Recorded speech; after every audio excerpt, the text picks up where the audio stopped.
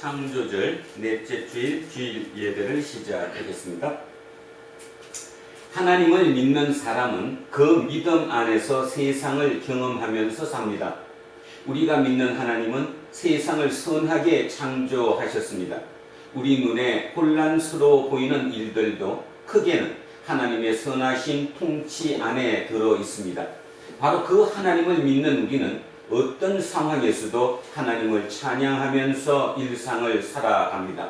그 찬양하는 삶의 중심은 예배입니다. 찬양하라 내 영혼아, 찬양하라 내 영혼아, 온 마음과 정성 다하여 주 찬양하라.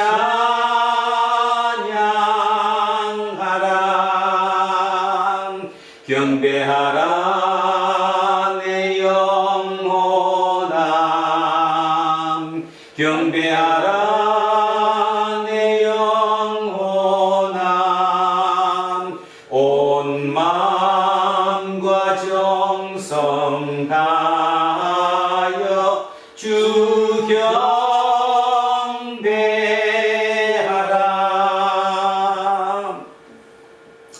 온 세상을 권능으로 통치하시는 하나님, 지금 믿음의 형제와 자매들이 일상을 멈추고 한 마음으로 예배를 드립니다. 우리의 생각과 판단과 결단과 의지를 뒤로 물리고 전체 인격을 성령의 이끄심에 맡깁니다. 우리의 현재와 미래의 모든 운명이 오직 하나님의 손에 달려있다는 사실을 믿기 때문입니다. 우리가 이 세상에서 붙들려고 애쓰는 모든 것들은 순식간에 지나갑니다. 우리의 생명도 시간과 더불어 시들어 갑니다. 겉으로는 시드는 듯이 보여도 사실은 하나님 안에서의 생명의 근원에 더 가까이 간다는 사실을 우리는 믿습니다. 이 엄중한 사실에 근거하여 두렵고 떨리는 마음으로 예배를 드립니다.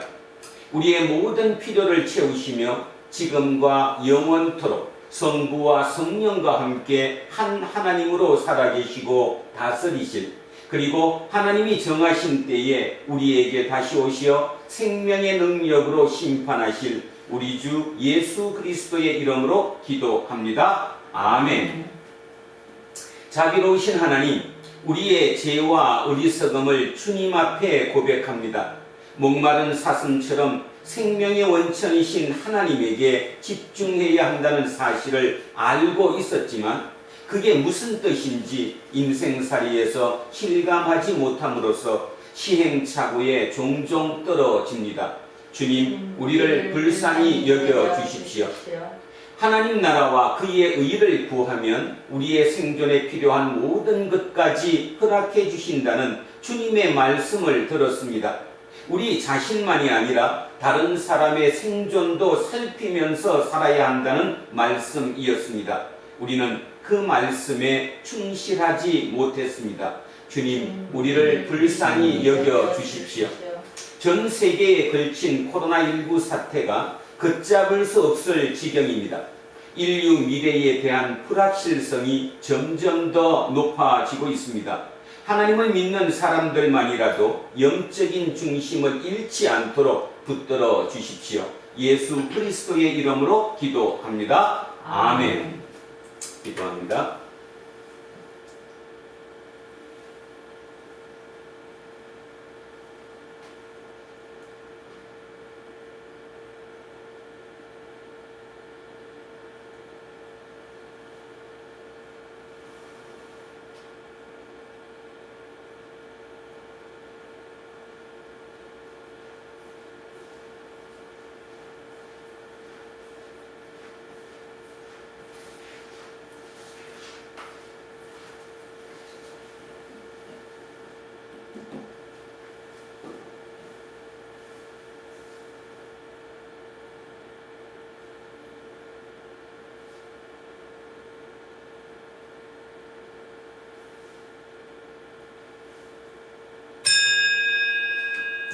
지금 저는 예배를 인도하는 목사로서 하나님의 자비와 긍휼 그리고 2000년 교회의 예배 전통에 따라 예수 그리스도의 이름으로 여러분에게 선포합니다.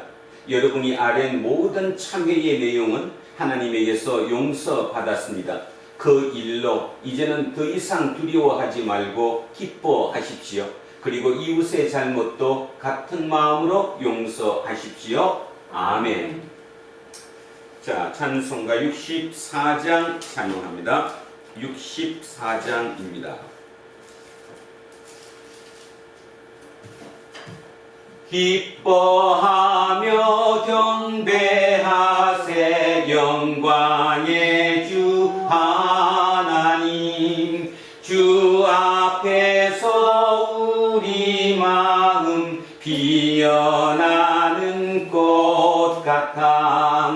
죄와 슬픔 사라지고 오신 구름 거치니 변함없는 기쁨의 주 밝은 빛을 주시네. 땅과 하늘 만물들이 주의 솜씨 빛내고 별과 천사 노랫소리 끊임없이 더 높아. 물과 숲과 산과 골짜 들판이나 바다나 모든 만물 주의 사랑 기뻐 찬양하여라. 우리 주는 사랑이요 복의 근원이시니 삶이 기쁜 샘이 되어 바다처럼 넘치네. 아버지의 사랑 안에 우리 모두 형제니 서로 사랑하게 도와주시옵소서. 새벽별의 노래 따라 힘찬 찬송 부르니 주의 사랑 줄이 되어 한맘 되게 하시네.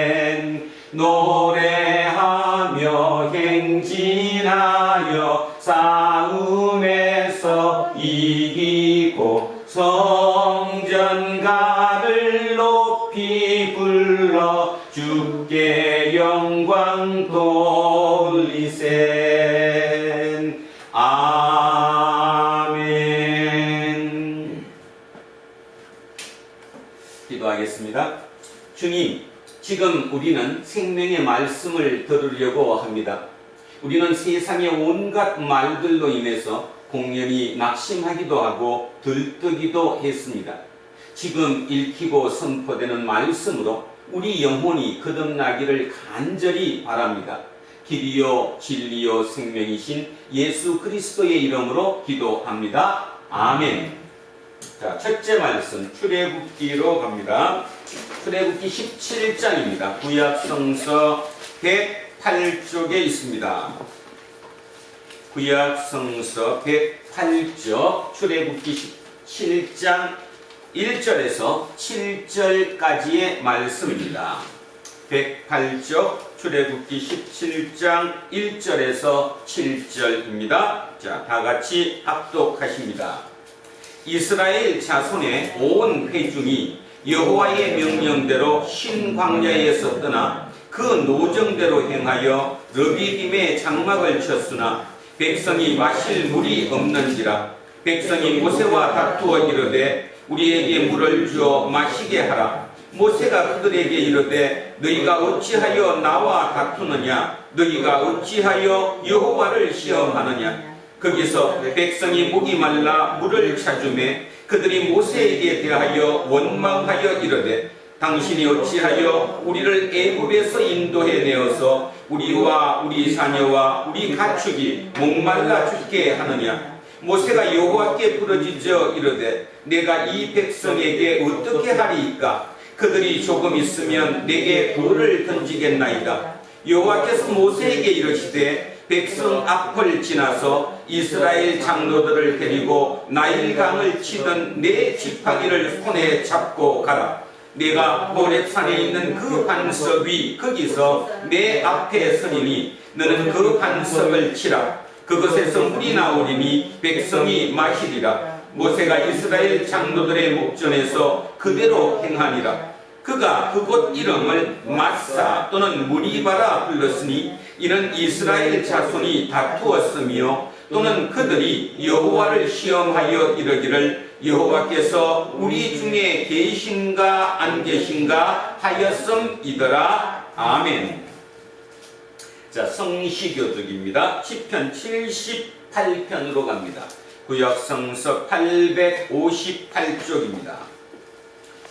구약성서 858쪽 시편 78편 1절에서 4절 12절에서 16절 자, 두 토막으로 나누어 읽습니다. 자, 시편 78편 첫 번째 토막 78편 1절에서 4절입니다. 시작합니다. 내 백성이여 내 율법을 들으며 내 입의 말에 귀를 기울일지어다. 내가 입을 열어 비유로 말하며 예로부터 감추어졌던 것을 드러내려 하니 이는 우리가 들어서 아는 바요 우리의 조상들이 우리에게 전한 바라. 우리가 이를 그들의 자손에게 숨기지 아니하고 여호와의 영예와 그의 능력과 그가 행하신 기이한 사적을 후대에 전하리로다. 여호와께서 증거를 야곱 12절입니다.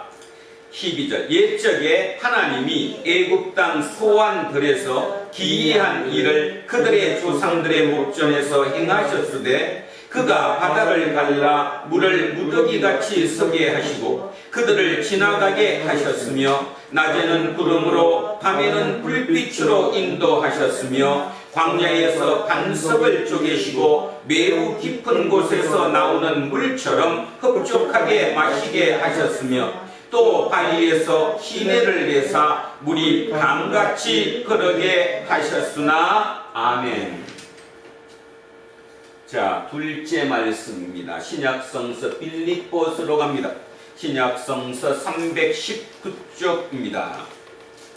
신약성서 319쪽 빌립보서 2장 1절에서 12절까지 말씀입니다. 자, 319쪽입니다. 빌립보서 2장 1절에서 12절입니다. 시작하겠습니다. 그러므로 그리스도 안에 무슨 권면이나 사랑의 무슨 위로나 성령의 무슨 교제나 긍휼이나 자비가 있거든 마음을 같이하여 같은 사랑을 가지고 뜻을 합하며 한 마음을 품어 아무 일에든지 다툼이나 흐염으로 하지 말고 오직 겸손한 마음으로 각각 자기보다 남을 낮게 여기고 각각 자기 일을 돌볼 뿐더러 또한 각각 다른 사람들의 일을 돌보아 나의 기쁨을 충만하게 하라.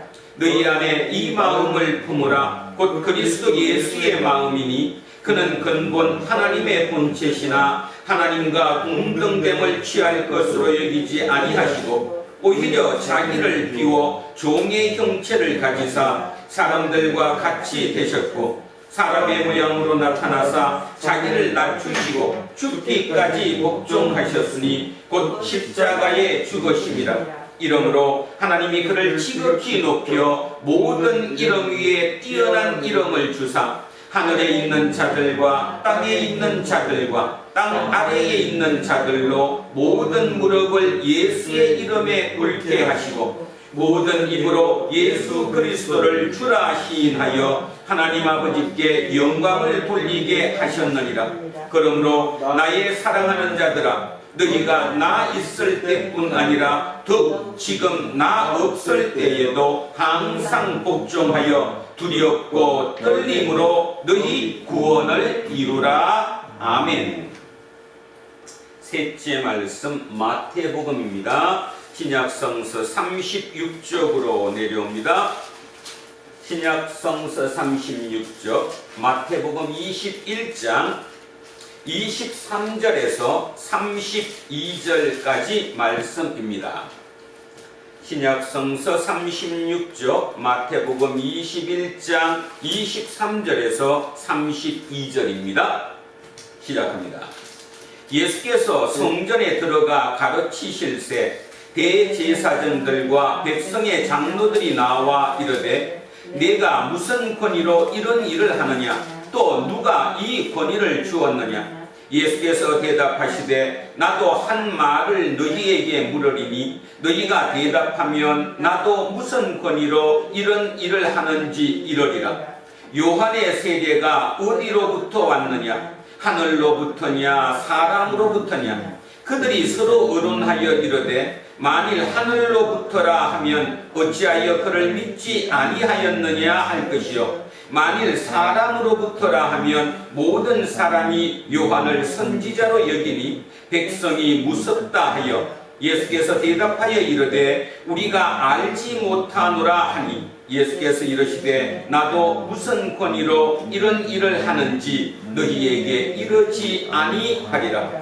그러나 너희 생각에는 어떠하냐? 어떤 사람에게 두 아들이 있는데 맏아들에게 가서 이르되 예 오늘 포도원에 가서 일하라 하니 대답하여 이르되 아버지 가겠나이다 하더니 가지 아니하고 둘째 아들에게 가서 또 그와 같이 말하니 대답하여 이르되 실소이다 하였다가 그 후에 뉘우치고 갔으니 그들 중에 누가 아버지의 뜻대로 하였느냐? 이르되 둘째 아들이니이다.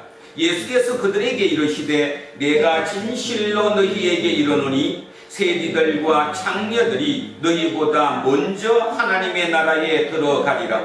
요한이 의의 도로 너희에게 왔거늘 너희는 그를 믿지 아니하였으되 세리와 창녀는 믿었으며 너희는 이것을 보고도 끝내 뉘우쳐 믿지 아니하였도다. 아멘.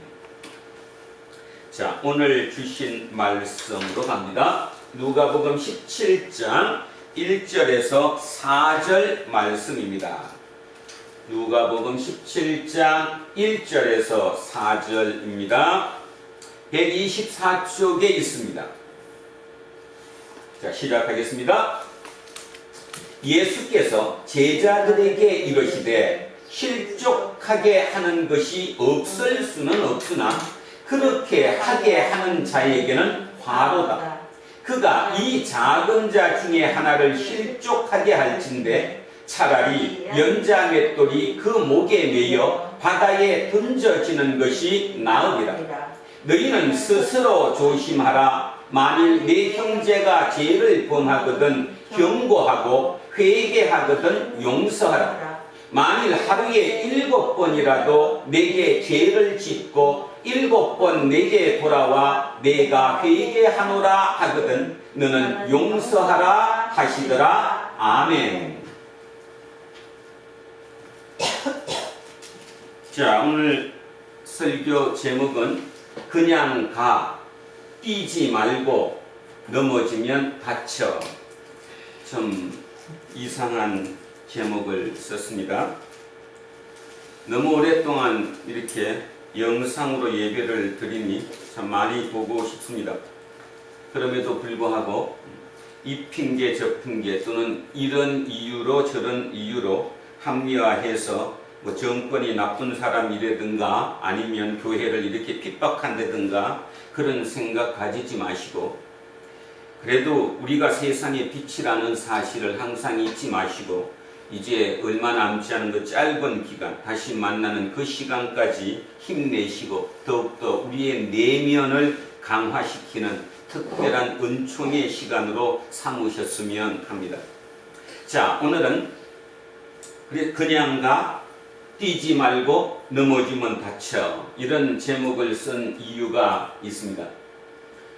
예전에 꽤 오래됐는데요. 꽤 오래전에 제가 이 얘기로 한번 말씀을 나눴습니다. 근데 요즘 너무 힘들죠. 코로나19로 인해서 세상이 너무 각박해지고 너무 힘듭니다. 우울증도 더 늘어나고 속에 악이 독이 가득 찼습니다. 조금만 이제 이렇게 손가락으로 푹 튀기기만 해도 팡 터져버릴 그런 입장이죠. 결국 우리 마음을 다시 한번 다스려야 하지요. 우리 속에 있는 악을 제해야 하고 우리 속에 있는 가득 찬 이 독을 빼내야 한다는 의미입니다. 그래서 제가 오래된 얘기였지만 다시 한번 소환했습니다. 이게 뭔 얘기였었냐 하면 지난 2007년도 오래됐죠. 모 TV 방송에서 용산에 있는 삼각지에 있는 국수집 이름은 옛집 국수이고요. 그 국수집을 TV에 방영하게 됐더랬습니다. 그랬더니 그 TV에 방영된 옛집 국수의 그 사연의 얘기를 듣고 저 멀리 파라과이에 있는 사람이 그 방송사 PD에게 전해지게 되었죠. 미담입니다. 우리 속에 있는 악을 제하기 위해서 제가 미담으로 좋은 얘기로 시작을 합니다. 자, 얘기를 한번 해보면 어느 한 남자분이 중소기업을 경영하다가 사기를 당해서 모든 것을 다 잃어버렸어요. 심지어는 가족까지, 자녀를 데리고 아내가 이혼을 하고 떠나가 버렸습니다. 모든 걸 잃어버렸다라는 거죠. 자, 그런 상황에서 그는 친지 집과 친구 집을 전전하면서 지냈습니다. 근데 그것도 한계가 있잖아요. 한계가. 뭐 언제까지 계속 지낼 수 있는 것은 아니니까. 자, 그래서 그분은 이제 여인숙 방에 들어가서 여인숙에서 살았습니다. 그것도 이제 돈이 떨어졌죠. 결국 그는 노숙자가 되었습니다. 그래서 용산역 앞을 이리저리 배회하는 자, 인생의 아주 쓴맛을 보게 된 거지요. 갑작스럽게 노숙자가 됐다는 소리입니다. 너무너무 배가 고팠습니다. 3일을 굶었다네요. 그래서 도저히 안 되겠다. 용기를 내어서 용산 역전 앞쪽에 있는 그 식당가를 한 집 한 집 건너뛰면서 밥을 좀 얻어먹을 수 없냐고 했죠. 아시다시피 식당에서 그냥 밥을 주겠습니까? 어느 식당은 때리기도 했고요. 어느 식당은 나가라고 개를 풀어가지고 쫓아냈다고 합니다. 여러분 3일 금식 한번 해보셨죠? 우리는 의도적으로 3일을 금식했으니까 버틸만 하지만 금식이 아니라 없어서 못 먹는 그 3일은 엄청날 겁니다. 그죠? 그러니까 그분 속에 독이 가득 찼습니다. 머릿속으로 이런 생각을 했다네요. 이제 저 가게 내가 휘발유를 다 뿌리고 다 불을 질러 버리겠다. 그런 생각을 하면서 이제 식당을 X 표시를 해가면서 하나하나 찾아가는 거예요. 어느 곳이 될까? 그러다가 오후 늦게쯤에 골목 안으로 들어갔는데 그 삼각지 그 로타리를 지난 골목 안쪽에 옛집 국수라는 국수집이 보여서 그분이 그곳을 들어갔습니다. 말 그대로 노숙자니까 옷도 남루했고 몸에서 냄새도 났겠지요. 자, 그런데 그 주인 할머니가 그분을 그대로 받아들이고 국수를 말아줬습니다. 허겁지겁 국수를 먹으니까 할머니가 이제 다 먹고 난 뒤에 와서 국수 그릇을 뺐더래요. 그냥 뺏어 가다시피 그냥 들고 갔다 이 말이죠. 그래서 소에게서 막 이제 화가 올라오는 찰나. 왜? 나를 무시한다는 거죠. 이거. 그러던 찰나 그 주인 할머니는 거기에다가 이전보다 더 많은 양의 국수와 멸치 국물로 달인 그 육수물을 부어서 갖다 준 거예요. 자, 이제 그게 한꺼번에 다 들어갔으니 배에 이제 힘이 좀 났겠죠. 이제 걱정이 되는 겁니다. 들어올 때는 만약에 돈 달라 그러면 배 째라 이럴 각오로 들어왔는데 이제 배가 어느 정도 부르고 또 주인 할머니가 두 그릇째 그렇게 주는 그 모습에 인간이니까 사람이니까 마음이 동한 거죠. 자, 어떡하지? 그러던 찰나에 그 할머니가 새로운 손님이 와서 또 국수를 끓이러 바로 그냥 조금 하더라고요. 사진 보면 그 주방 쪽으로 국수물을 붓고 끓이는 그렇게 돌아선 찰나에 이분은 잽싸게 도망을 나왔다 이겁니다. 그래서 냈다 뛰고 있는데 뒤에서 할머니가 딱 세 마디를 하더라는 거죠. 그 세 마디가 바로 저 말입니다. 그냥 가.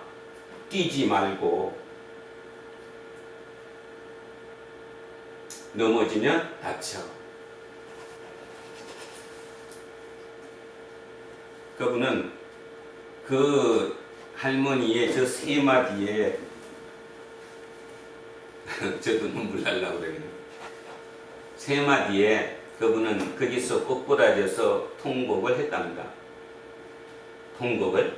그리고 다시 힘을 얻어서 파라과이로 이민을 가게 됐고요. 그 파라과이에서 15년 만에 어느 정도 이제 돈을 벌고 이제 뭔가를 이제 성공했다는 거죠.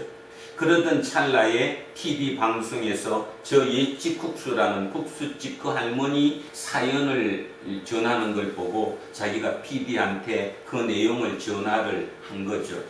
그리고 나중에 얘기지만 그분이 한국에 들어와서 그 할머니를 찾아가서 국수값을 드렸대네요. 얼마를 드렸냐 하면 100만 원을. 그 100만 원의 국수값을 드렸다고 합니다. 지금 뭔 얘기를 하고자 하는지 알죠? 사람이 힘들고 악하고 독이 쌓여 있을수록 가장 기본적인 인간의 인정으로 돌아가면 그 사회는 다시 살아납니다. 그런데 그러지 못하면 그 사회는 결국 치고받고 분열되고 죽게 마련이지요. 죽게 마련. 그런데 그 할머니 얘기를 잠시 하겠습니다. 그 할머니가 TV에 나와서 방영할 때 자기에 대한 얘기를 한번 해보면 그 할머니는 올해 2020년 올해 기준으로 86이네요. 지금은 직접 그 가게를 운영하진 않고 딸이 대신 운영을 한다고 합니다. 그런데 그분은 순천에서 시집을 와서 44살에 남편을 잃어버리고 4남매를 뚫고 살았대요. 그러니까 남편이 죽고 4남매를 어떻게 키울까? 그 젊은 과부가 얼마나 고민이 많았겠어요. 그래서 도저히 안 되겠다. 죽자. 자살을 하자. 그래서 연탄불을 피웠대네요. 요즘 젊은 친구들은 연탄불 그러니까 잘 모르겠지만 예전에는 연탄불을 피워서 연탄가스를 마시면 사람들이 참 많이 죽었습니다. 자, 그래서 연탄불을 피워놓고 죽자고 각오를 생각을 했는데 이웃들의 권유와 격려로 이제 그 연탄불에서 바로 국수를 만들게 된 거죠. 그래서 국수집을 시작해서 지금까지 국수집을 해오고 있었다고 하네요. 그런데 그분이, 그러니까 그분입니다. 그 배혜자라는 그 할머니가 그 노숙자, 몰골인 노숙자, 몸에서는 냄새가 나는 그분이 그 가게를 들어왔을 때 다른 가게들 주인처럼 당연히 노숙자인 걸 알지 않았겠어요? 그러면 다른 가게처럼 쫓아내거나 아니면 우리 가게 들어오지 말라거나 아니면 돈 짧게 몇천 원 주면서 다른 데 가라거나 이렇게 했을 수도 있는 거 아닙니까? 그런데 그분은 그냥 그분을 받아들였고 국수를 2그릇이나 받아들이고 그리고 도망가는 그를 향해 이렇게 그냥 가. 뛰지 말고 넘어지면 다쳐. 그래서 한 사람을 살렸다는 이야기죠. 왜 살릴 수 있었겠습니까? 그분이 그런 삶을 살아왔기 때문에. 저는 예수는 상처받은 치유자다 이런 말 들어보셨죠? 예수님이 신이셨는데 왜 그런 고통을 당하셨을까? 고통을 당해봐야 치유자가 될 수 있다는 거예요. 고통 없이 치유자가 되지 못한다는 거죠. 요즘에 우리 문제는 뭐입니까? 지금 대한민국의 문제는 무엇이라고 생각합니까, 여러분?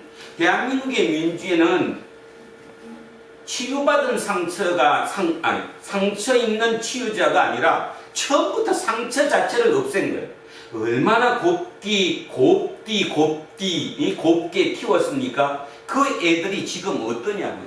그 아이들이 지금 어떻게 성장했냐고 제가 여러분에게 질문하는 겁니다. 하나님의 복으로 진짜 상처 하나도 두지 않고 그렇게 열심히 잘 키워놨더니 그 애들이 과연 상처가 없습니까? 뭐가 없습니까? 혹시 상처는 없을지 모르지만 그 마음속에 인정이라는 걸 잃어버렸죠. 인정이라는 사람으로서 가장 기본적으로 갖춰야 할 그 인정머리를 다 잃어버렸어요. 요즘 또 쇼크를 이번 주도 한 번 더 얘기하겠습니다. 자, 최대집 의사협회 회장이 전공의들 시험을 다시 보게 해달라고 국가에다가 얘기합니다. 무엇이 문제입니까? 그분이 얘기하기 이전에 전공의들 스스로가 우리가 잘못했습니다. 우리가 생각이 짧았습니다. 그 사과부터 먼저 해야 하는 겁니다.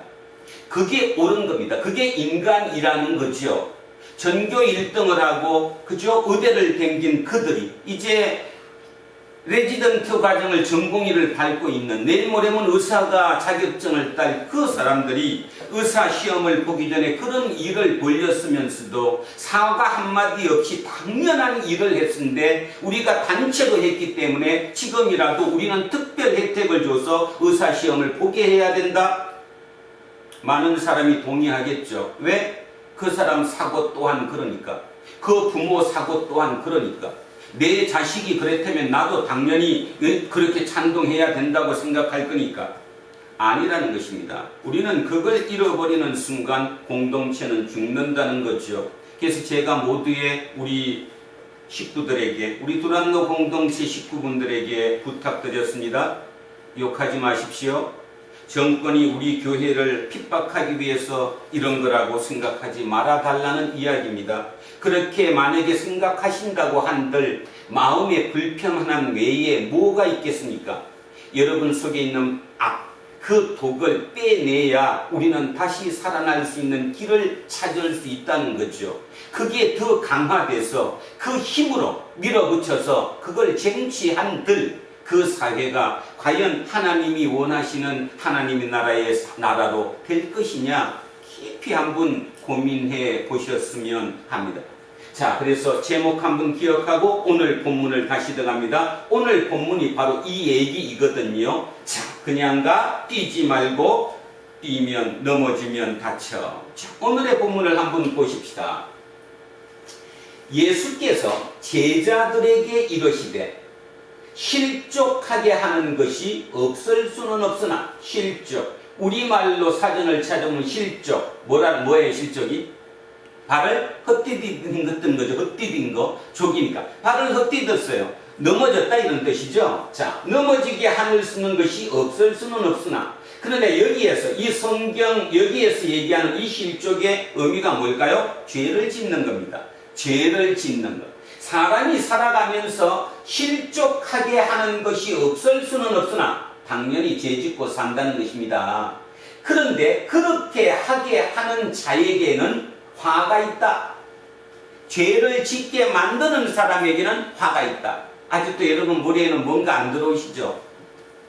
지금 제가 이거를 이렇게 해석하고 싶습니다. 자, 아까 그분으로 돌아갑니다.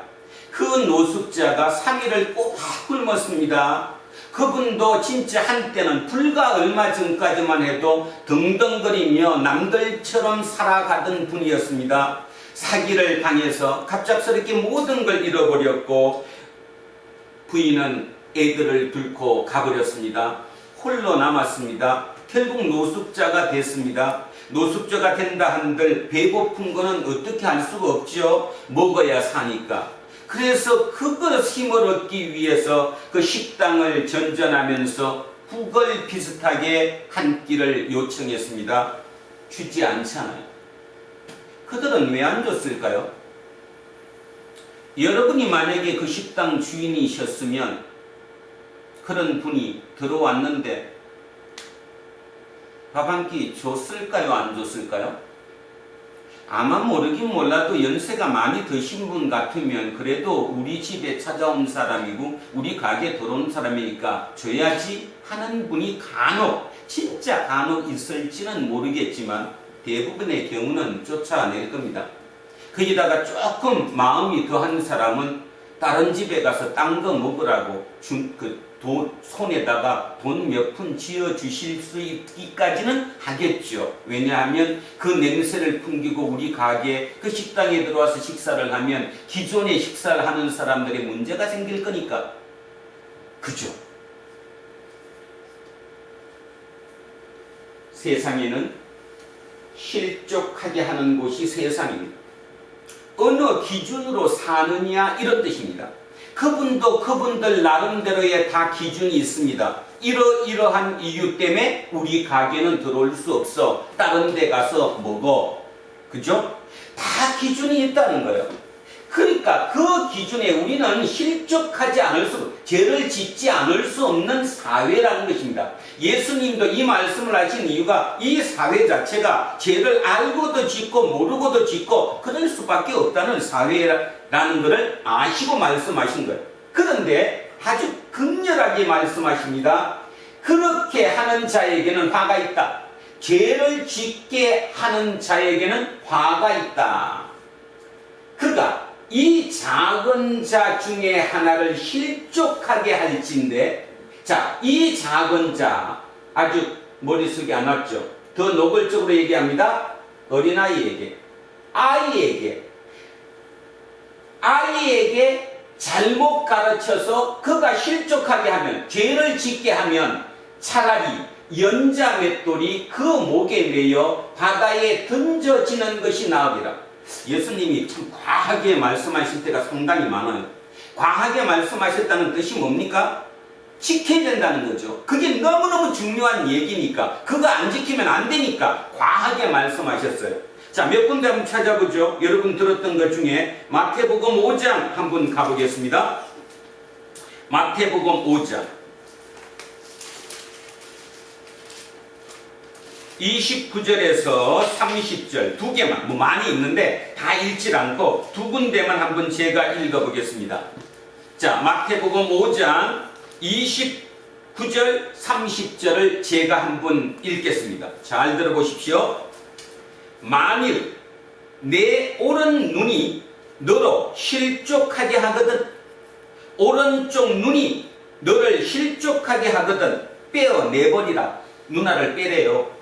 내 백체 중에 하나가 없어지고 온 몸이 지옥에 던져지지 않는 것이 유익하다. 또한 만일 내 오른손이 너로 실족하게 하거든 찍어내버리라. 손을 잘라버리래요. 내 백체 중에 하나가 없어지고 온 몸이 지옥에 던져지지 않는 것이 유익하다. 예수님이 과하게 말씀하셨어요. 자, 일로 돌아옵니다. 여기로 돌아옵니다. 다시 읽겠습니다. 제가 이 작은 자 중에 하나, 어린아이 하나를, 자기 아이를 실족하게 하면, 죄를 짓게 하면 차라리 연자 맷돌이 그 목에 매여 바다에 던져지는 것이 나으리라. 연자 맷돌. 여러분은 맷돌 아십니까? 예전에 이렇게 맷돌 돌린 거죠. 우리야 뭐 요 작으니까, 여기 작잖아요. 한 50cm 되겠나? 좀 더 나나? 그래도 이게 손으로 충분히 돌릴 수 있죠. 이 연자 맷돌이라고 하는 것은 당나귀가 돌리는 겁니다. 당나귀 힘으로 돌리기 때문에 최소한 이 지름이 1m 50, 1m 50. 굉장히 넓은 거예요. 그 사람이 못 돌리고 당나귀가 돌린다라는 거죠. 여러분, 오랫동안 성경을 읽으신 분들 혹시 기억하실지 모르겠습니다. 옛날에 죄인들 시켜서 뭐 돌렸어요? 맷돌 돌렸어요. 아주 옛날 그 고대 시대에는. 그 우리 성경에 하나 나오는 데가 있는데, 사사시대, 사사기가 사사시대죠. 그 사사시대가 사사가 12명이 있는데 그 12명 사사 중에 마지막 사사가 누군지 모르시죠? 삼손입니다. 삼손. 그러면 삼손 하면 여러분 삼손과 데릴라 뭐 영화도 있고 이런 게 많아서 들어본 적 있을지 모르겠습니다. 그 삼손이 진짜 죄를 범했습니다. 삼손한테 벌 준 게 뭐였어요? 삼손이 맷돌 돌렸어요. 그 힘으로. 그러니까 그게 벌이었어요. 맷돌 돌리는 게. 당나귀가 돌려야 할 거를 사람이 돌리니까 얼마나 힘들겠어요. 그죠? 그러니까 그럴 정도입니다. 그러면 그 1m 50이 넘는, 지름이 넘는 그 연자 맷돌, 무게가 얼마나 되겠어요? 한 1톤 되겠죠. 1000kg. 그런 맷돌을 이 목에다 그 연자 맷돌을 매대서 바다에 던져지는 것이 낫대요. 그럼 어떻게 됩니까? 그 연자 맷돌, 1톤 가까이 되는 그 맷돌을 목에다가 끼고 내가 바다에 떨어지면 어떻게 되는 거예요? 죽는 거죠. 못 살아남잖아요. 죽는 거잖아요. 아까 마태복음 다시 합니다. 오른쪽 눈이 뭐를 범하면? 죄를 범하면. 그러니까 뭐 하면? 여기 식으로 얘기하면 실족하게 했으면 뭐 해라? 눈을 빼앗아 버려라. 자, 오른쪽 팔이 뭐를 범했으면? 죄를 범했으면, 실족하게 했으면 이건 뭐 해버려라? 잘라버려. 이유. 금방 잊어먹었어. 그렇지. 이유. 이거 하나 자르는 게 어디 가는 것보다 낫다. 지옥 가는 것보다 낫다. 지옥과 천국은 몸이 갑니까? 영이 갑니까? 영이 가죠. 영이 가서 다시 부활하는 거죠. 영이 가잖아요. 육 하나 없어진다고 해서, 그죠? 영은 영생을 얻을 수 있잖아. 구원받을 수 있잖아요. 그냥 쉽게 얘기하면, 지금 우리 표현처럼 쉽게 하면 천국 갈 수 있잖아요. 그게 낫다는 거지. 천국 가는 게 낫지 육체 이거 하나 없애버리는 게 낫지 않다. 그러면 이 말도 이해가 가시겠네요. 다시 한번 읽습니다. 어린아이 중에 하나를 실족하게 하면, 어린아이를 죄를 짓게 하면 차라리 연자맷돌이 그 목에 매여 바다에 던져지는 것이 나으리라. 결국 죽는다라는 겁니다. 그러면 아직도 여러분 실감이 안 나실 건데, 요 앞이 뭔지 혹시 기억하십니까? 16장 마지막이 뭐였어요? 지난주 설교가 뭐였어요? 누구와 누구 얘기였는데? 지난주 설교 거지 나사로, 부자와 나사로였잖아. 부자와 나사로. 근데 부자가 어디로 갔어요? 지옥 갔어요. 나사로는 어디로 갔어요? 천국 갔어요. 쉽게 얘기하면, 그죠? 예수님이 본인의 입으로 내세, 죽음 이후, 죽음 너머의 세계를 얘기한 유일한 곳이 바로 앞 16장 마지막이었어요. 그러면 17장의 이 얘기, 이 말씀하시는 이유가 우리 머리에 들어오지 않을까요? 왜 제가 얘기를 자세히 애들처럼 하느냐 하면, 지금 우리 교양인이고 많이 배웠고 머리에 든 게 많아서 이거 실제적으로 인식 못합니다. 무슨 뭐 천국? 그건 가봐야지 모르는데, 그냥 인간이니까 인간 도리를 하고 도덕적으로 사는 거지 무슨 그런, 이렇게 생각하는 사람이 의외로 많다는 거죠. 그런 의미에서 진짜로 한번 받아들이시기 바랍니다. 예수님이 어떻게 이렇게 강하게 말씀하셨을까? 연자맷돌을 목에 달고 바다에 빠지래. 그게 낫대요. 죽는 게 낫다는 거죠. 거기는 죽음입니다. 죽음. 이유를 한번 기억해 보면 왜 이렇게 말씀하셨을까? 지난주 제가 설교할 때 이 예를 들었습니다. 어떤 젊은 어머니가 벤츠 고급 승용차를 타고 대형 마트에 와서 주차장에 주차선도 지키지 않고 지 맘대로 그냥 놓고 내려서 가는데, 아이가 뭐라 그랬다고요? 엄마 이러는 거 아닌 거 아니야 했더니 뭐라 그랬죠? 우리는 그래도 돼. 답이 나왔습니까? 그 엄마는, 젊은 엄마는 아이에게 이렇게 얘기했습니다. 우리는 그래도 돼. 아이는 뭐 될까요? 실족하죠. 왜? 아이가 왜 실족합니까? 왜 죄를 짓습니까? 우리는 그래도 돼 하고 배웠으니까. 그것이 잘못된 거라고 생각해 본 적이 한 번도 없으니까. 그렇게 컸던 아이들이 지금 20대 후반에 전공의가 되어서 사과 한마디 하지 않잖아요. 그죠? 한두 명이 아닌데 수천 명의 그 전공의들이 사과 한마디 안 합니다. 우리가 잘못했습니다. 용서해 주십시오. 안 하잖아요. 그리고 의사협회 회장은 앞에서 정부를 향해 공격하잖아요. 그냥 시험 보게 해달라, 특혜를 달라는 거잖아요 지금. 그죠? 우리는 그래도 되니까. 아주 중요한 얘기를 지금 하고 있습니다. 부모가 그렇게 자식을 가르쳤어요. 저 또한 마찬가지고, 뭐 여기에 예외 인구는 단 한 명도 없습니다. 우리 공동체 식구들 뭐 모두 다입니다. 어느 누구 예외 없이 잘못 살았습니다.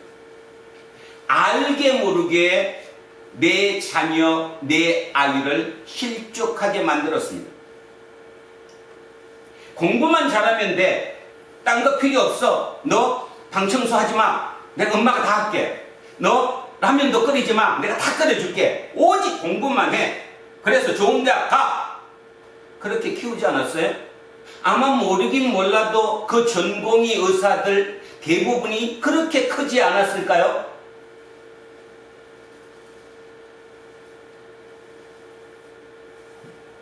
코로나가 우리에게 주는 유익이 저는 이런 거라고 생각합니다.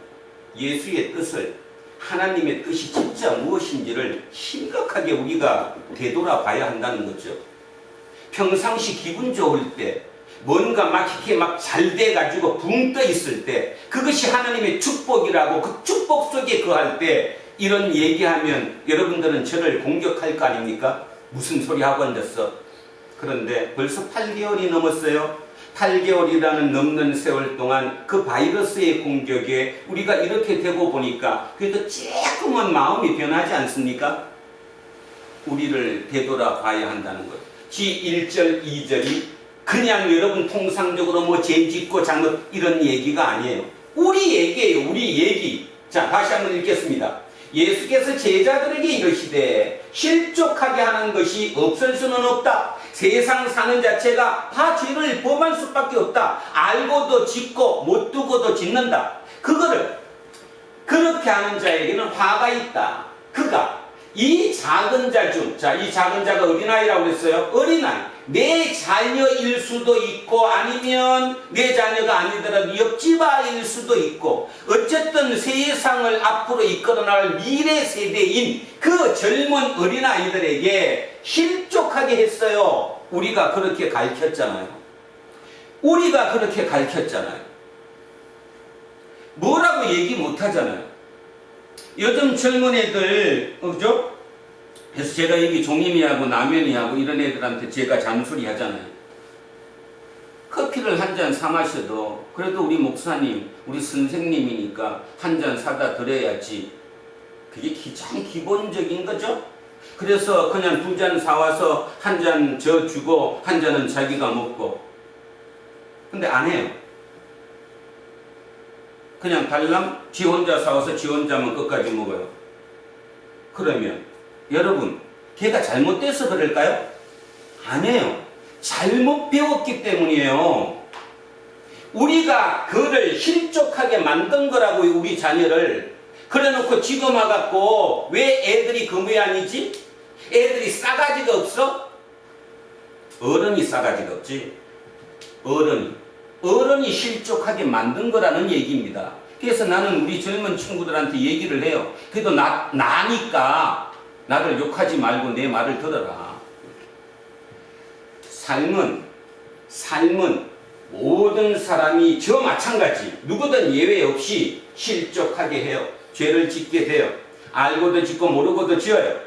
그럼에도 불구하고 깨달았으면, 이게 잘못된 것이라고 깨달았으면 돌아서야 한다는 거죠. 그리고 그 아이들에게는 그것을 가르쳐서는 안 된다는 거예요. 아까 그 대형마트의 그 엄마처럼, 아니면 진짜 전공의의 모두가 그렇진 않겠지만 예외도 있겠지만, 그 어릴 때 공부만 해. 너는 아무것도 안 해도 돼. 그냥 의대만 가면 돼. 너는 라면도 안 끓여도 돼. 내 엄마가 다 해줘. 네 방 청소 내가 다 해줘. 그리고 이제 그 나이가 됐어요. 사과를 왜 해요? 지가 잘못한 게 없는데. 한 번도 그것이 잘못이라고 생각해 본 적이 없는데. 그 공부 잘한다는 그것 때문에 모든 게 패스였는데. 그죠? 학교에서 뭔가 잘못돼도 얘는 전교 1등이니까 조금은 봐줬는데, 쟤는 공부 못하는 놈이니까 제가 대신 더 많이 벌받고. 심각한 얘기를 예수님은 이렇게 합니다. 자, 그래서 요 얘기를 마무리하겠습니다. 인간은 살아가면서 결국은 실족할 수밖에 없습니다. 그럼에도 불구하고 인간이 인간인 이유고, 인간이 예수를 믿고 하나님의 뜻을 알고 성경을 묵상하고 하는 이유는 뭐가 옳고 뭐가 그러다는 것을 알기 위해서 우리는 교회에 와서 예배를 드리는 겁니다. 그런데 예배를 드리면서 여러분은 뭔 예배를 드리나요? 우리의 서울대 의대 들어가는 기도만 모든 기도입니까? 아니면 진짜 애가 애답게, 인간이 인간답게 진짜 긍휼이 뭔지, 배려가 뭔지, 서로 함께 산다는 게 무언지 그거 가르쳐야 되는 게 옳은 게 아니었어요? 근데 우리는 그걸 놓쳤어요. 놓치고 이 입장에 오니까, 이제 오고 나니까 쑥밭이 됐어요, 세상이. 그럼에도 불구하고 저는 다시 한번 여러분에게 선포합니다. 아직도 기회는 있습니다. 아직도 기회는 있습니다. 우리가 돌이켜야 한다는 거죠. 자, 그래서 1절, 2절을 다음에 집에서 다시 한번 묵상해 보시기 바랍니다. 이 얘기를 여러분은 지금까지 어떤 식으로 이 설교를 들었는지는 모르겠습니다. 그런데 깊이 한번 생각해 보십시오. 왜 누가가 부자와 나사로 다음에 이 두 절을 여기다가 편집해 놨는지, 그리고 이 두 번째 연자맷돌이 목에 매여 바다에 던져지는 게 낫다는 이 강렬한 표현을 예수님이 왜 하셨을까 하는 것을 깊이 생각하셔야 한다는 겁니다. 3절 갑니다. 너희는 스스로 조심하라. 만일 너 형제가 죄를 범하거든 경고하고 회개하거든 용서하라. 만일 하루에 7번이라도 내게 죄를 짓고 7번 내게 돌아와 내가 회개하노라 하거든 너는 용서하라. 저는 요 3, 4절에서 용서의 키포인트가 아니라 일단 이 회개의 포인트, 키포인트를 한번 맞히겠습니다. 형제가 죄를 범하거든 경고하래요. 너 잘못했어. 이거 이러면 안 돼. 하라는 거죠. 그리고 안 돼 했는데 아 맞아 내가 잘못했네 하고 뭐 하거든 사과하거든. 회개를 사과로 바꾸십시오. 너무 좀 용어를 우리식으로 편하게 돌리면 사과하면 그래 내가 잘못했네 이렇게 하면 용서해 주라는 거예요. 용서의 전제 조건이 있습니다. 뭡니까? 사과입니다. 회개입니다. 내가 잘못했네 미안해 이게 전제라는 거예요. 여러분 제 나이 정도만 돼도 우리 때 차가 많이 보급이 됐잖아요. 저도 뭐 자가용 지금 몰고 타고 다니지만 그럴 때 혹시 기억나시는가 몰라요. 이 중에도 그런 분 있었을지 모르는데 아내가 여자분이 차를 몰면 남편이 여자한테 부탁하는 거 있죠. 혹시 밖에 나가서 뭐 접촉사고가 나거나 뭐가 나면 무조건 사과하지 마. 사과 먼저 하면 뒤집어쓰는 거야. 네가 당신이 모든 그 사고의 원인을 제공한 걸로 뒤집어쓰는 거야. 그러니까 절대로 먼저 사과하면 안 돼. 진짜 얼마 전에 그죠? 어려운 피스트 어르시죠? 대부분 그렇습니다. 그렇게 했어요. 왜 사과를 하지 못하게 했을까요? 사과를 하면 그 사과가 내가 잘못했다는 증거가 된다는 뜻이었기 때문에 사과를 먼저 하지 말라. 끝까지 버텨라. 이렇게 우리는 했습니다. 그죠? 자, 우리 아이들 어떻습니까? 밖에 나가서 두드려 맞고 오지 마. 패고 와. 아빠가 책임질게. 그렇게 컸던 그 아이들이 지금 이제 20대의 그 아이들이 됐어요. 우리가 사과할 줄을 모른다는 거죠. 그래서 여러분 혹시 들어보셨는가 모르는데 미국에도 그렇더네요. 특히 의사들이 그렇대요. 의사가 만약에 미안합니다 이렇게 사과를 해버리면 그 사과하는 자체가 자기가 과실, 그러니까 의사로 그 치료하는데 실수했다는 걸 인정하는 증거로 채택되기 때문에 의사가 사과하지를 못했다는 거예요.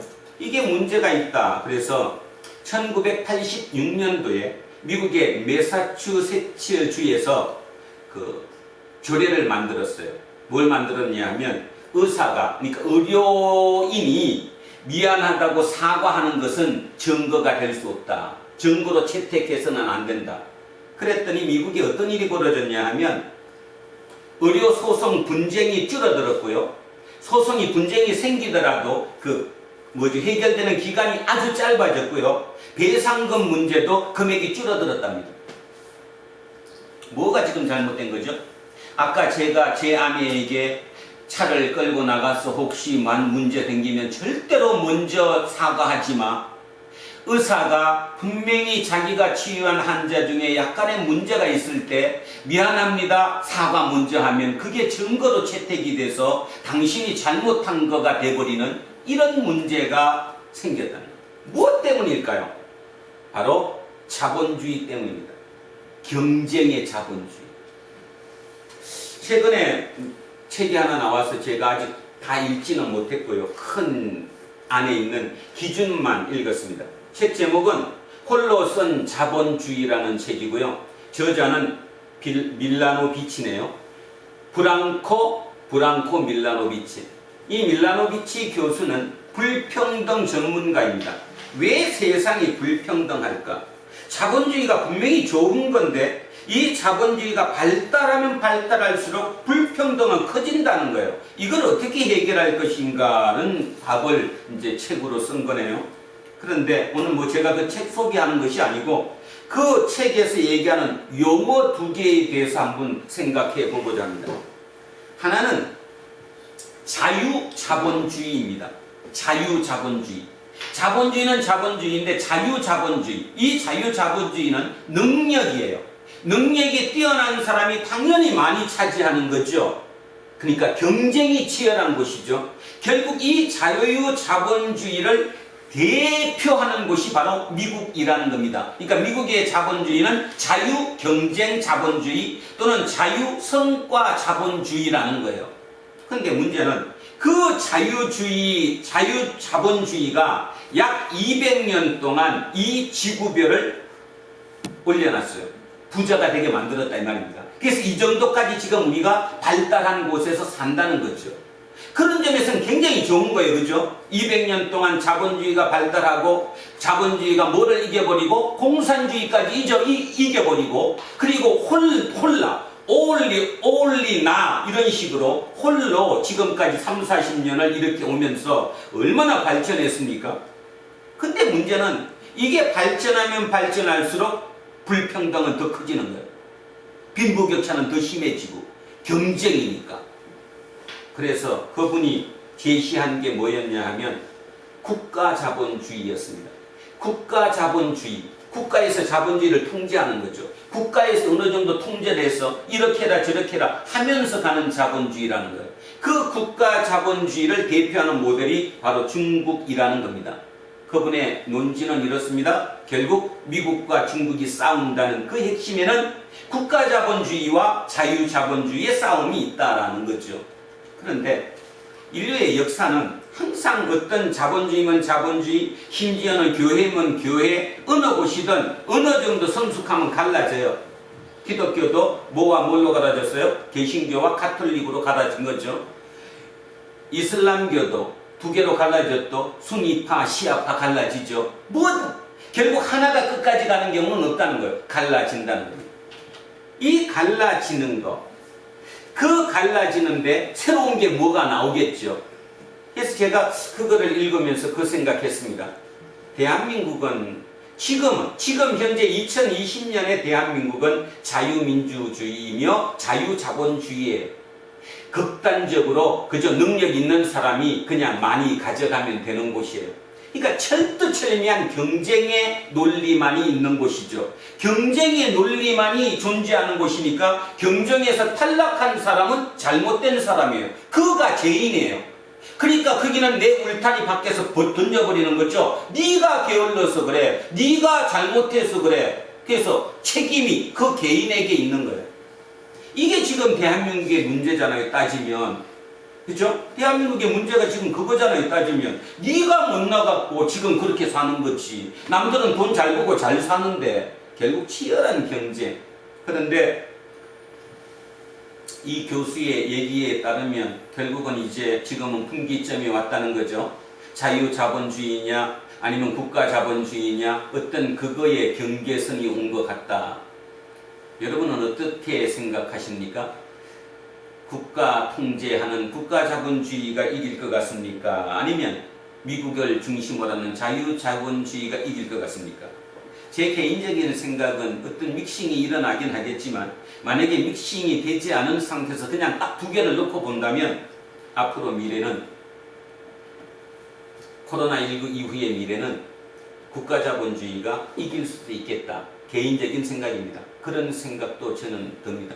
국가가 통제해주고 어느 정도를 맞춰주면서 발전하는 그것이 옳은 모델일 수도 있겠구나 하는 그런 생각을 했어요. 다시 일기로 돌아가면 우리는 왜 사과를 하지 못하느냐, 미안하다고 얘기 못하느냐? 경쟁이니까. 경쟁에서 내가 미안하다고 하는 순간 내가 모든 걸 뒤집었으니까. 결국 이거를 아까 1, 2절로 가면 결국 우리가 우리 자녀들을, 아니 심지어는 나 자신까지 실족하게 만든 거예요. 기준을 잘못 만들었으니까. 지금 우리는 그거예요. 그러면 여러분 생각해 보십시오. 결국 그거를 다 새로운 기준으로 이 땅이 진짜 살만한 곳으로 더불어 배려하면서, 그죠? 그런 공동체로 살릴 수 있는 유일한 곳, 교회 공동체죠. 저는 그거밖에 없다고 생각합니다. 교회 공동체. 결국 교회 공동체에서 예수의 기준이 제대로 작동될 때 거기서 새로운 희망의 싹이, 새로운 삶의 생명의 싹이 올라올 것이라고 저는 그렇게 믿습니다. 그래서 오늘도 이렇게 소리 지르는 거죠. 여러분이 동의를 하든 동의하지 않든 저는 개인적으로 그렇게 생각을 합니다. 자, 그래서 이게 다시 한번 보겠습니다. 용서의 문제가 아니라 회개의 문제다. 사과의 문제다. 이 치열한 경쟁 사회에서는 사과를 하지 못하게 만든다. 사과를 먼저 하면 사과가 패배의 언어가 되어버렸다는 거죠. 어느 순간 사과가 패배의 언어가 되었어요. 우리나라 지금 그렇잖아요. 지난번에 조국 문제부터 지금 추미애 장관 문제부터 뭐 그 외에 모든 문제를 다 따져보면 결국 먼저 한마디로 사과만 했으면 진심으로 미안합니다. 이건 제가 잘못했네요. 공동체에서 제가 이러면 안 되는데 그랬었으면 저렇게까지 갈 이유가 전혀 없는 거잖아요. 이 코로나 와중에 누구는 진짜 사니 못 사니 어떻게 살아야 하니 집세를 못 내갖고 쫓겨날 그런 입장에 처해 있는 사람이 진짜 밑바닥에 얼마나 많은데도 불구하고 한쪽에서는 그런 싸움하고 앉았어요. 아직도 네가 오르니 내가 오르니, 그지? 내가 패배자가 아니라 내가 승리자라는, 그래서 사과하면 내가 패배한 걸로 등치된다는 이런 우스운 논리에 우리는 지금 쌓여 있다라는 것입니다. 그래서 3절 다시 한번 읽겠습니다. 너희는 스스로 조심하라. 만일 내 형제가 죄를 범하거든 경고하고, 너 그거 잘못 사는 거야, 그렇게 살면 안 돼 얘기하고, 그리고 화가하면, 회개하면, 사과하면 용서해라. 무조건 용서하는 것이 아니라 사과하면 전제 조건이 있는 거예요. 사과를 우리는 먼저 해야 되는 거예요. 혹여라도 이 설교를 들으면서 누구에겐가 사과를 할 사람이 생겼다면 사과하십시오.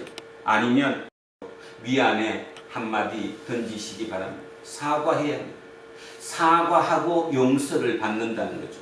그것이 화해 공동체고 용서 공동체입니다. 자, 4절 갑니다. 만일 하루에 7번이라도, 하루입니다, 하루에 7번이라도 내게 죄를 짓고 7번 내게 돌아와 내가 회개하노라 하거든 너는 용서하라. 두 가지만 설명하겠습니다. 이 당시 2000년 전 이 당시 바리새인들은 2번까지만 용서해라. 3번은 절대로 안 된다. 랍비들은, 랍비는 선생님이잖아요. 랍비들은 3번까지는 용서해라. 더 이상은 안 된다. 이 룰이 정해져 있는 거예요.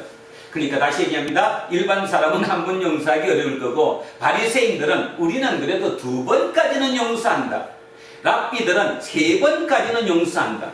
근데 여기 보십시오. 하루에 몇 번 하래요? 7번. 그 말의 의미가, 예수 공동체가 지금 얘기하고자 하는 던지는 메시지가 무엇인지 알겠죠?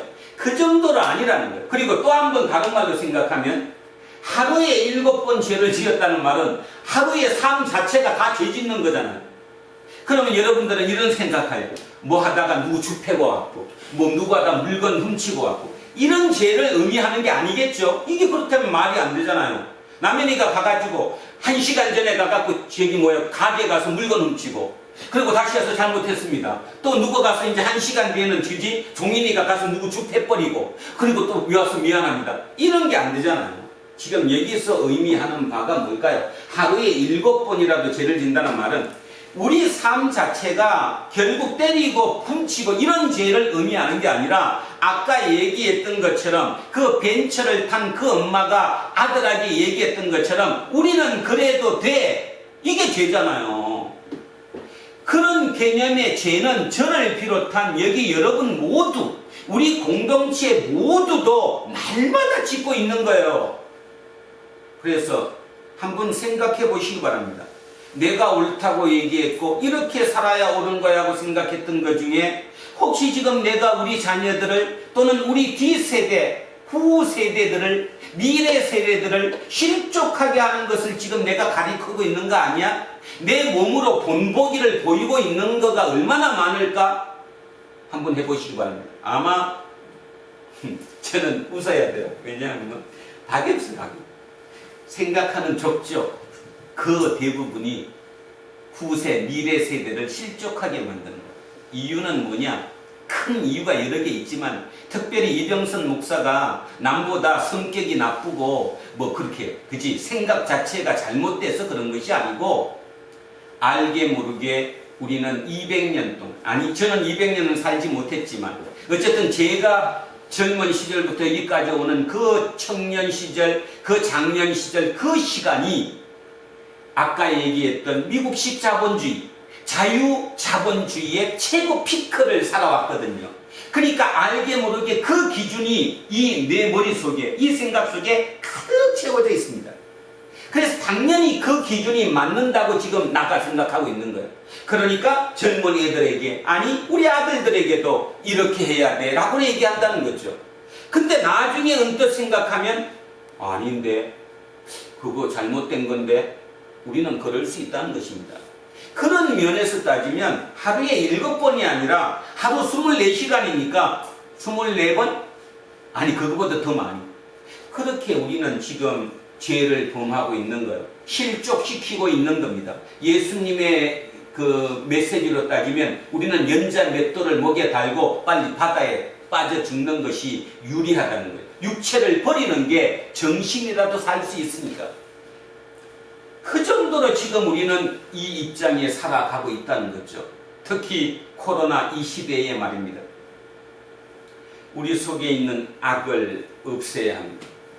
내가 지금까지 살아왔던 그 경쟁 체계에서 내가 기준이 됐던 그 기준이 우리 후대에게도 그 기준이 그대로 맞는다는 보장이 없다는 사실을 깊이 한번 생각해 봐야 되는 그런 시점에 우리는 지금 도달해 있다라는 거죠.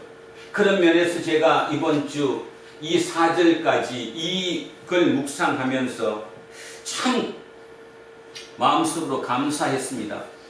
이것도 제가 지금 설교하는 이것도 어제 밤까지도 이 답이 나오지 않았어요. 저도 똑같은 남들처럼 죄 짓는 거, 실족하게 하는 거 그런 쪽으로만 끝없이 했는데도 뭔가 아닌 것 같다는 생각이 든 거예요. 설마 예수님이 그런 것 때문에 그 얘기 하셨겠어? 아니면 누가가 왜 이렇게 이거를 편집을 이렇게 했을까? 그러다가 오늘 새벽에 새로운 시각으로 바라보게 된 겁니다.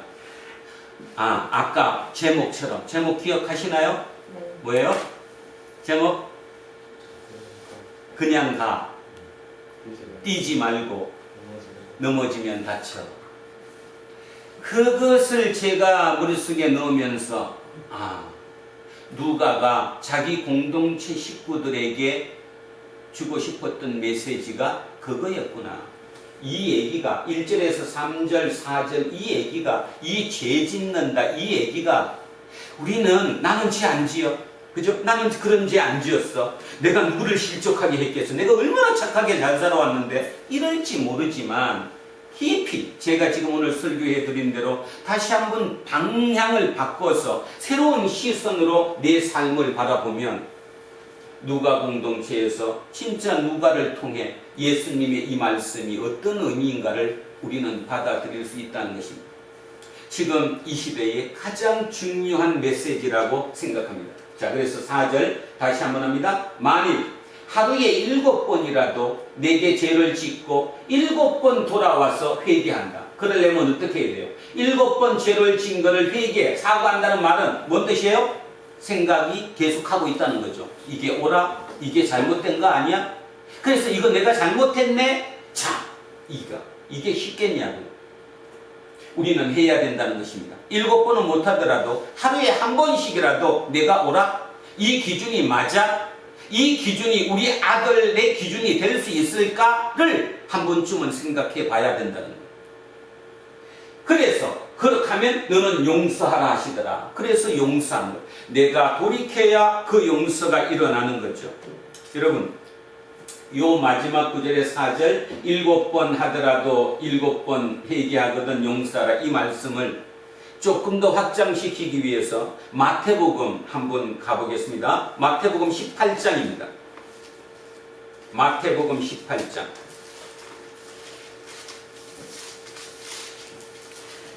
자, 31쪽입니다. 31쪽 마태복음 18장 21절부터 지금 예수님께서 왜 이 말씀을 하셨는지를 쭉 한번 이어서 읽어보겠습니다. 자, 21절부터 제가 읽습니다. 그때에 베드로가 나와 이르되 주여, 형제가 내게 죄를 범하면 몇 번이나 용서하여 주리이까? 7번까지 하오리이까? 자, 7번. 여기 하루에 7번이 아니죠. 그냥 7번까지 내가 용서해 줄까요? 아까 얘기 말씀드렸습니다. 베드로가 이렇게 할 때는 폼 딱 잡고 있겠죠. 주님, 제가 7번까지 해도 되시겠습니까? 그러면 주님한테 칭찬받을 줄 알았겠죠. 왜냐하면 바리새인들은 2번까지 해라, 랍비들은 3번까지 하라 그러니까 자기는 7번인데, 자, 그랬는데 예수께서 이러시되 너에게 이르노니 7번뿐 아니라 7번을 70번까지라도 할지니라. 77에 49, 490번 하라. 뭔 말이에요? 횟수의 문제가 아니라는 거죠. 용서는. 왜냐? 자, 그 이유가 나왔어요. 그러므로 천국은, 지금 예수님께서 이 얘기를 천국에 빗대죠. 천국은 종들과 결산하려 하던 어떤 임금과 같으니 결산할 때 10,000달란트 빚진 자 하나를 데려오매 갚을 것이 없는지라 주인이 명하여 그 몸과 아내와 자식들과 모든 소유를 다 팔아서 갚게 하라 하니 그 종이 엎드려 절하며 이르되 내게 참으소서 다 갚으리이다 하거늘 그 종이 주인이 불쌍히 여기어 놓아 보내며 빚을 탕감하여 줬어요. 자, 10,000달란트 어느 정도 되느냐 하면요, 빨리 머릿속으로 암산하십시오. 우리 데나리온 배웠습니다. 한 데나리온이 하루치 1단이라고 그랬잖아요. 기억하세요? 한 데나리온이 우리 하루치 1단이에요. 1달란트가 6,000데나리온입니다. 1달란트가 6,000데나리온. 그러니까 며칠치 1단이에요? 6,000일. 근데 몇 달란트예요? 10,000달란트예요. 그러면 얼마예요? 답이 없죠? 쉽게 말해서 10,000달란트는 못 갚는 거예요. 갚을 수가 없는 돈이다, 이런 뜻입니다. 그런데 그 갚을 수 없는 그 빚을 못 갚기 때문에 빚을 탕감해 줬어요. 없애줬다는 거죠. 그 임금이. 그랬었으면 이제 나는 웬만한 것은 봐줘야 되잖아요. 근데 28절. 그 종이 나가자 자기에게 100데나리온 빚진 동료 한 사람을 만나 붙들어 목을 잡고 이르되 빚을 갚으라 하며 그 동료가 엎드려 간구하여 이르되 나에게 참아주소서 갚으리이다 하되 허락하지 아니하고 이에 가서 그가 빚을 갚도록 오게 가두거늘 그 동료들이 그것을 보고 몹시 딱하게 여겨 주인에게 가서 그 일을 다 알리니 이에 주인이 그를 불러다가 말하되 악한 종아 너가 빌기에 내가 내 빚을 전부 탕감하여 주었거늘 내가 너를 불쌍히 여김과 같이 너도 내 동료를 불쌍히 여김이 마땅하지 아니하냐고 주인이 노하여 그 빚을 다 갚도록 그를 옥졸들에게 넘기니라. 너희가 각각 마음으로부터 형제를 용서하지 아니하면 나의 하늘 아버지께서도 너희에게 이와 같이 하시리라. 결론은 무슨 말씀이에요? 왜 용서를 해야 돼요? 하나님 나라 천국은 용서 공동체라는 거예요. 용서와 화해가 일어나는 곳이 하나님의 나라라는 겁니다. 그곳이 천국이라는 곳이에요. 우리 예수쟁이들은 이 땅에 천국을 건설하는 사람이에요. 우리 입장에서 이 땅에 천국을 만들려면 용서해야 된다는 말씀을 하는 거예요. 그런데 우리조차 용서를 못해요. 용서를 내가 왜 해? 내가 손해본 게 더 많은데 저놈 나쁜 놈이야? 하면 안 된다는 거죠. 용서 공동체, 화해 공동체, 그곳이 바로 예수 공동체라는 사실을 우리에게 지금 전해주는 것이지요. 자, 그래서 얘기로 다시 가면 이 말도 이제 이해가죠. 그래서 만일 하루에 7번이라도 내게 죄를 짓고 7번 내게 돌아와 내가 회개하노라 하거든 너는 용서하라 하시더라. 그래서 우리는 모든 것을 용서해야 합니다. 2020년 대한민국 모두를 용서해야 합니다. 단지 조건이 있습니다. 용서하기 전에 회개하셔야 합니다.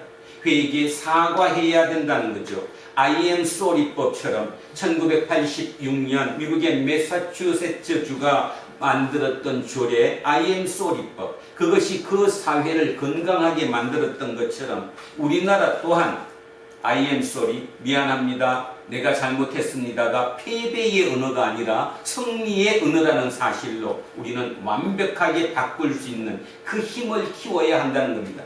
특히 여기 있는 우리 젊은 친구들의 마음속에는 미안합니다, 잘못했습니다, 용서해 주십시오가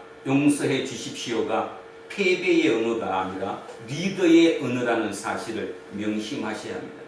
바로 그곳이 하나님의 나라, 우리가 이 땅에 건설해야 할 하나님의 나라인 거죠.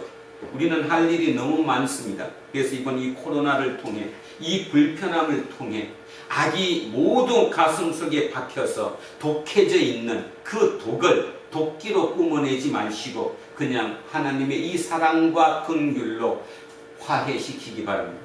무난하게 없애버려야 한다는 거죠. 그래서 항상 날마다 기쁘고 새롭게, 그리고 예수님이 말씀하셨던 것처럼 너희는 세상의 빛이다 라고 말씀하셨던 그 명제를 우리 가슴속에 깊이 새기고 내가 진짜 빛으로 살 수 있을 것인가? 나는 날마다 얼마나 남을 실족하게 하는가를 한 번쯤 생각해 봐야 합니다. 내 조그마한 행동에서 내 입에서 나오는 아주 짧은 그 단어 하나 가지고도 우리는 얼마나 많은 남을 실족하게 하는지 모른다는 사실을 명심하시고, 가장 중요한 거 얘기합니다. 어린아이들, 우리가 이끌고 가야 할 아이들, 미래의 이 땅의 주인들, 그 주인들에게 실족시키는 그것을 우리가 가르쳐서는 되지 않는다는 사실 명심하셔야 합니다. 이제 우리 공동체 집에서 영상으로 예배를 드리시더라도 그냥 한쪽 귀로 듣고 한쪽 귀로 흘러보내지 마시고 진짜 내 삶을 한 번쯤 돌아보는, 어쩌면 이 기간이 하나님께서 우리를 되돌아보게 하는, 그래서 아까 얘기했던 것처럼 네 오른손이 죄를 범하면 실족하면 잘라버려라.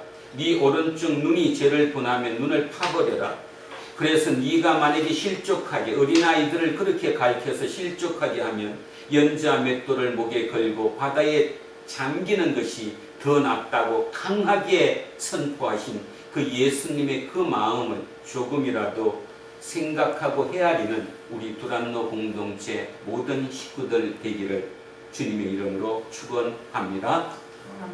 이제 남은 기간 언제 만날지는 모르겠지만 아마 빠른 시간 내에 다시 만날 수 있겠지요. 그때 건강한 모습으로, 활기찬 모습으로, 얼굴에 새로 바뀐 새로운 진짜 피조물의 모습으로 다시 만날 수 있게 되기를 소망합니다. 기도하겠습니다. 살아계신 아버지 하나님, 오늘도 하나님은 이 땅에 우리를 통치하시고 계시고 우리를 이끌고 계십니다. 우리가 귀를 닫아서, 아니 그 명령을 안다고 해도 세상의 기준이 너무 강해서 그 기준으로 살아가기 때문이지요. 오늘 주님께서 우리에게 주신 말씀처럼 어린아이를 실족해 하지 말라고 하셨던, 그리고 100번이든 1000번이든 10,000번이든 하루에 7번씩 하고도 와서 사과하고 회개하면 용서해 주라고 했던 것처럼, 우리 두란노 공동체는 진짜 화해의 공동체, 용서의 공동체, 진정 미래를 향한 공동체, 그 공동체로 더 높이 깊이 넓게 서기를 소망합니다. 우리 모두에게 함께 하셔서 그 길로 인도하여 주십시오. 감사드리며 거룩하신 예수 그리스도 이름으로 기도합니다. 아멘. 찬송가 455장 찬양하겠습니다.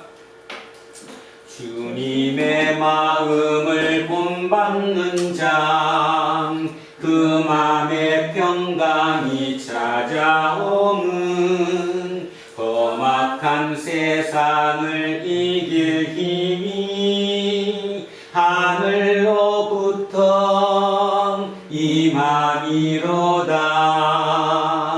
주님의 마음 본받아 살면서 거룩하신